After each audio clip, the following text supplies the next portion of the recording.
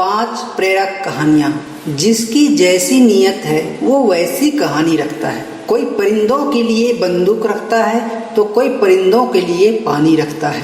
पहला कहानी, हृदय को छू लेने वाला प्रसंग। एक बार शहर में एक विद्वान ज्योतिषी का आगमन हुआ। माना जाता है कि उनकी वाणी में सरस्वती विराजमान है। वो जो भी बताते हैं वह 100% सत्य होता है। 501 रुपये देते हुए राम बाबू दाहिना हाथ आगे बढ़ाते हुए उनसे पूछा, महाराज मेरी मृत्यु कब, कहाँ और किन परिस्थितियों में होगी?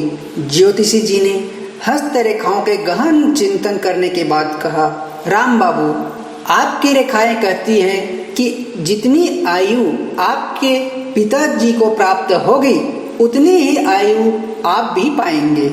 जिन परिस्थितियों में और जहां आपके पिता की मृत्यु होगी उसी स्थान पर और उसी तरह आपकी भी मृत्यु होगी। यह सुनकर राम बाबू भयभीत हो उठे और चल पड़े। 1 घंटे बाद राम बाबू वृद्धा आश्रम से अपने वृद्ध पिता को लेकर घर को लौट रहे थे। दूसरा कहानी, अंतिम सत्य। ऐसी उपनिषद में एक प्यारी कथा है कि एक बार याज्ञवल्क जी अपने घर द्वार छोड़कर जा रहा था। जीवन के अंतिम दिन आ गए हैं और अब वह चाहता है कि दूर खो जाए किन्हीं पर्वतों की गुफाओं में। उसकी 2 पत्नियां थीं और बहुत धन था उसके पास। वह उस समय का प्रकांड पंडित था। उसका कोई मुकाबला नहीं था पंडितों में। तर्क में उसकी बहुत प्रतिष्ठा थी। ऐसे उसकी एक प्रतिष्ठा की कहानी है कि जनक ने एक बार एक बहुत बड़ा सम्मेलन किया और 1000 गौवें उनके सिंह सोने से मढ़वा दिए और उनके ऊपर बहुमूल्य वस्त्र डालकर महल के द्वार पर खड़ी कर दी और कहा, जो पंडित विवाद जीतेगा वह इन 1000 गौओं को अपने साथ ले जाने का हकदार होगा। यह पुरस्कार है उनके लिए। बड़े पंडित इकट्ठे हुए। दोपहर हो गई। बड़ा विवाद चला। कुछ तय भी नहीं हो पा रहा था कि कौन जीता कौन हारा। और तब दोपहर को याज्ञवल्क आया अपने शिष्यों के साथ। दरवाजे पर उसने देखा गौएं खड़ी खड़ी सुबह से थक गई हैं। धूप में उनका पसीना बह रहा है। उसने अपने शिष्यों को कहा, ऐसा करो तुम गौओं को खदेड़ कर घर ले जाओ, मैं विवाद निपटा कर आता हूँ। राजा जनक की भी हिम्मत नहीं पड़ी यह कहने की कि यह क्या हिसाब हुआ, पहले विवाद तो जीतो। किसी एकाध पंडित ने कहा कि यह तो नियम के विपरीत है, पुरस्कार पहले ही ले जा रहे हो। लेकिन याज्ञवल्क्य ने कहा, मुझे भरोसा है, तुम फिक्र न करो, विवाद तो मैं ही जीतूंगा। विवादों में क्या रखा है, लेकिन गौएं थक गई हैं, इन पर भी कुछ ध्यान करना जरूरी है। शिष्यों से कहा, तुम फिक्र ही मत करो, बाकी मैं निपटा लूंगा। शिष्य गौएं खदेड़ कर घर ले गए। याज्ञवल्क्य ने विवाद बाद में जीता, पुरस्कार पहले ले लिया। बड़ी प्रतिष्ठा का व्यक्ति था, बहुत धन उसके पास था, बड़े सम्राट उसके शिष्य थे। और जब वह जाने लगा अपना घर द्वार छोड़कर, तब उसकी 2 पत्नियां थीं। उसने उन दोनों पत्नियों को बुलाकर कहा कि आधा आधा धन तुम्हें बांट देता हूँ, बहुत है, 7 पीढ़ियों तक भी खत्म नहीं होगा, इसलिए तुम निश्चिंत रहो, तुम्हारे कोई अड़चन न आएगी। और अब मैं जंगल जा रहा हूँ। अब मेरे अंतिम दिन आ गए हैं। अब ये अंतिम दिन मैं परमात्मा के साथ समग्रता से लीन हो जाना चाहता हूँ। अब मैं कोई और दूसरा प्रपंच नहीं चाहता। एक क्षण भी मैं किसी और बात में नहीं लगाना चाहता।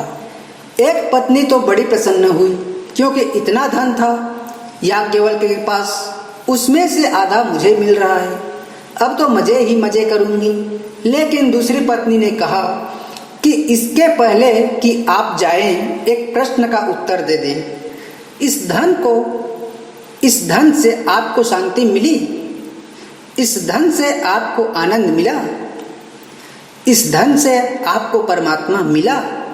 अगर मिल गया तो फिर कहाँ जाते हो, और अगर नहीं मिला तो यह कचरा मुझे क्यों पकड़ाते हो?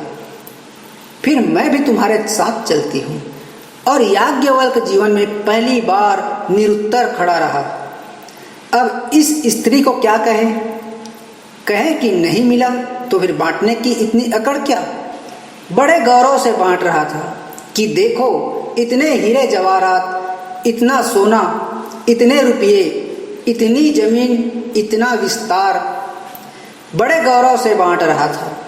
उसमें थोड़ा अहंकार तो रहा ही होगा उस क्षण कि देखो कितना दिए जा रहा हूं। किस पति ने कभी अपनी पत्नियों को इतना दिया है। लेकिन दूसरी पत्नी ने उसके सारे अहंकार पर पानी फेर दिया। उसने कहा, अगर तुम्हें इससे कुछ भी नहीं मिला तो यह कचरा हमें क्यों पकड़ाते हो, यह उलझन हमारे ऊपर क्यों डाले जाते हो। अगर तुम इससे परेशान होकर जंगल जा रहे हो तो आज नहीं कल हमें भी साथ जाना पड़ेगा। तो कल क्यों, आज ही क्यों न चल। अगर तुम इस परेशानी से परेशान होकर जंगल जा रहे हो तो आज नहीं कल हमें भी जाना ही पड़ेगा। तो कल क्यों, आज ही क्यों नहीं, मैं चलती हूँ तुम्हारे साथ। तो जो धन बांट रहा है वह क्या खाक बांट रहा है। उसके पास कुछ और मूल्यवान नहीं है। और जो ज्ञान बांट रहा है, पाठशालाएं खोल रहा है, धर्मशास्त्र समझा रहा है, अगर उसने स्वयं ध्यान और समाधि में डुबकी नहीं मारी तो कचरा बांट रहा है, उसका कोई मूल्य नहीं है। बांटने योग्य तो बात एक ही है, परमात्मा।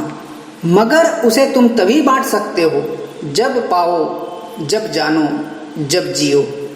तीसरा कहानी, भक्त और भगवान। 100 ऊँटों की कहानी। किसी शहर में एक आदमी प्राइवेट कंपनी में जॉब करता था। वो अपनी जिंदगी से खुश नहीं था। हर समय वो किसी न किसी समस्या से परेशान रहता था। एक बार शहर से कुछ दूरी पर एक महात्मा का काफिला रुका। शहर में चारों ओर उन्हीं की चर्चा थी। बहुत से लोग अपनी समस्याएं लेकर उनके पास पहुंचने लगे। उस आदमी ने भी महात्मा के दर्शन करने का निश्चय किया। छुट्टी के दिन सुबह सुबह ही उनके काफिले तक पहुंचा। बहुत इंतजार के बाद उसका नंबर आया।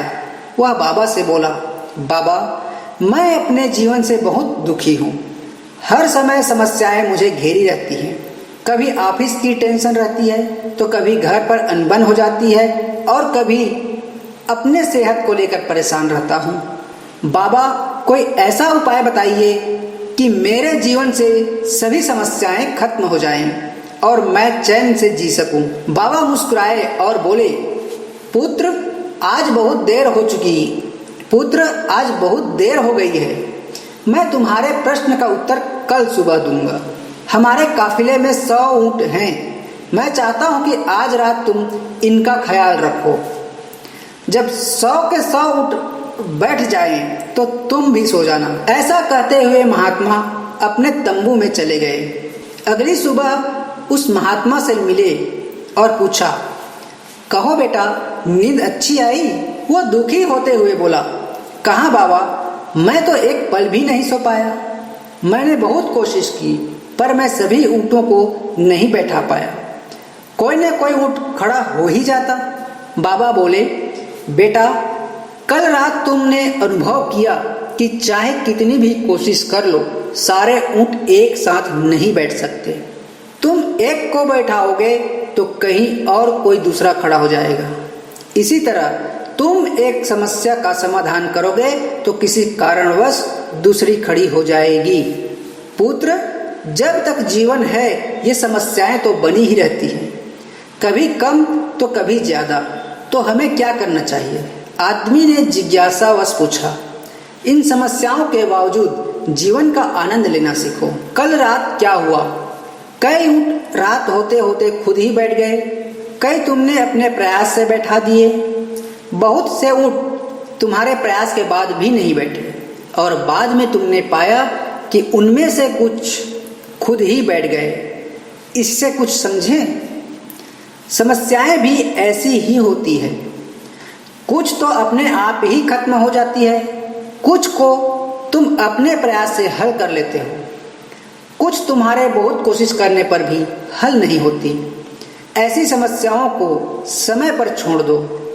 उचित समय पर वे खुद ही खत्म हो जाती है। जीवन है तो कुछ समस्याएं रहेंगी ही रहेंगी, पर इसका मतलब ये नहीं कि तुम दिन रात उन्हीं के बारे में सोचते रहो।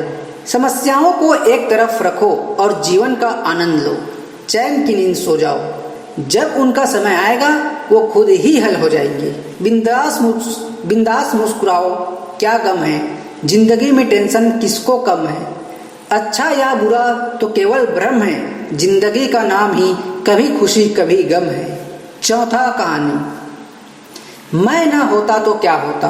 अशोक वाटिका में जिस समय रावण क्रोध में भरकर तलवार लेकर सीता माँ को मारने के लिए दौड़ पड़ा, तब हनुमान जी को लगा कि इसकी तलवार छीनकर इसका सिर काट लेना चाहिए।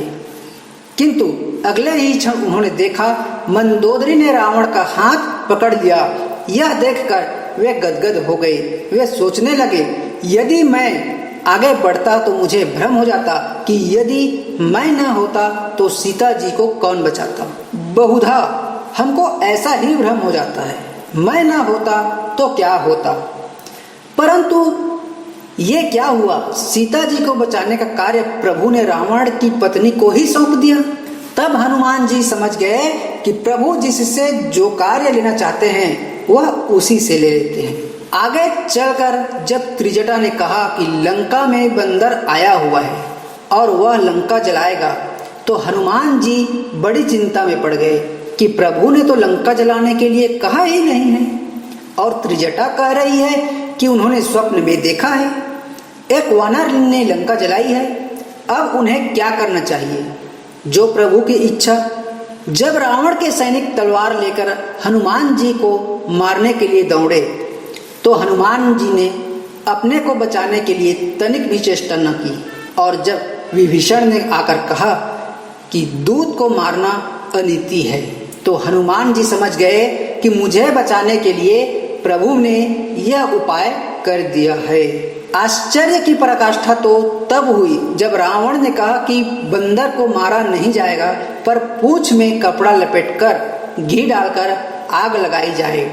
तो हनुमान जी सोचने लगे कि लंका वाली त्रिजटा की बात सच थी, वरना लंका को जलाने के लिए मैं कहाँ से घी, तेल, कपड़ा लाता और कहाँ आग ढूंढता।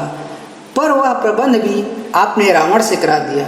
जब आप रावण से भी अपना काम करा लेते हैं तो मुझे करा लेने में आश्चर्य की क्या बात है। इसलिए हमेशा याद रखें कि संसार में जो कुछ भी हो रहा है वह सब क्रमबद्ध पर्याय है। हम और आप तो केवल निमित्त मात्र हैं। इसलिए कभी भी ये भ्रम न पालें कि मैं न होता तो क्या होता। पांचवा कहानी, मौन की महत्ता। मौन की महत्व। एक मछली मार कांटा डाले तालाब के किनारे बैठा था। काफी समय बाद कोई मछली कांटे में नहीं फंसी, ना ही कोई हलचल हुई, तो वह सोचने लगा, कहीं ऐसा तो नहीं कि मैंने कांटा गलत जगह पर डाला हो, जहाँ पर कोई मछली ही ना हो। उसने तालाब में झांका तो देखा उसके कांटे के आसपास तो बहुत सी मछलियाँ थी। उसे बहुत आश्चर्य हुआ कि इतनी मछलियाँ होने के बाद भी कोई मछली फंसी क्यों नहीं। एक राहगीर ने जब यह नज़ारा देखा तो उससे कहा, लगता है भैया यहाँ पर मछली मारने बहुत दिनों बाद आए हो। अब इस तालाब की मछलियाँ कांटे में नहीं फंसती। मछली मार ने हैरत से पूछा, क्यों, ऐसा क्या है यहाँ? राहगीर ने बोला, पिछले दिनों तालाब किनारे एक बहुत बड़े संत ठहरे थे। उन्होंने यहाँ मौन की महत्ता पर प्रवचन दिया था। उनकी वाणी में इतना तेज था कि जब वे प्रवचन देते तो सारी मछलियां भी बड़े ध्यान से सुनती। यह उनके प्रवचनों का ही असर है कि उसके बाद जब भी कोई उन्हें फंसाने के लिए कांटा डालकर बैठता है तो ये मछलियां मौन धारण कर लेती है। जब मछली मुंह खोलेगी ही नहीं तो कांटे में फंसेगी कैसे? इसलिए बेहतर यही होगा कि आप कहीं और जाकर कांटा डालो। परमात्मा ने हर इंसान को 2 आंख, 2 कान, 2 नासिका, हर इंद्रियां 2 ही प्रदान किया है, पर जिह्वा एक ही दी। क्या कारण रहा होगा? क्योंकि यह एक ही अनेकों भयंकर परिस्थितियां पैदा करने के लिए पर्याप्त है। संत ने कितनी सही बात कही कि जब मुंह खोलोगे ही नहीं तो फंसोगे कैसे। अगर इंद्रियों पर संयम करना चाहते हो तो इस जीवा पर नियंत्रण कर लेवें, बाकी सब इंद्रियां स्वयं नियंत्रित हो रहेंगी। यह बात हमें भी अपने जीवन में उतार लेनी चाहिए। एक चुप 100 सुख।